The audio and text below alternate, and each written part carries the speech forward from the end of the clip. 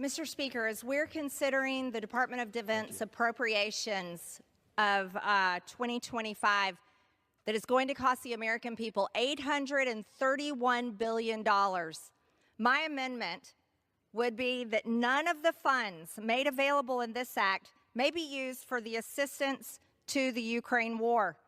This is a war that has nothing to do with America.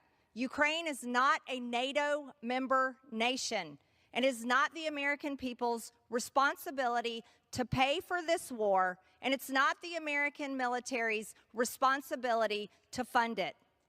My amendment would ensure that no further resources will be sent to Ukraine. To date, Congress has provided nearly $175 billion in assistance to Ukraine, including direct military aid, funding for their government, and other forms of economic assistance. For the past 4 years, we had a Democrat president that cared more about the borders of Ukraine than the country he swore to protect, the United States of America. They allowed our own country to be invaded by murderers, rapists, and terrorists, all while sending nearly $175 billion to defend the borders of Ukraine and fund their entire economy.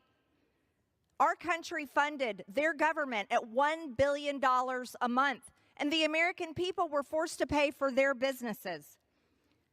At a time when our government shut down American-owned businesses, families could not afford groceries, and our people were suffering.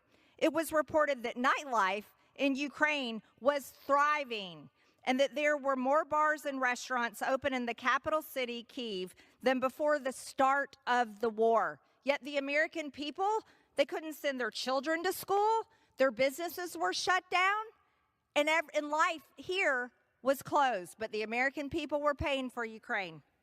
It was shameful that Americans were forced to foot the bill of the Ukrainian economy while ours suffered. Furthermore, Ukraine is one of the most corrupt governments in the world, and Zelensky is a dictator who, by the way, stopped elections in his country because of this war. He's jailed journalists, he's canceled his elections, controlled state media, and persecuted Christians. The American people should not be forced to continue to pay for another foreign war in a country that has no effect on our own and we are not contractually bound to defend. Mr. Speaker, I reserve. Gentlewoman.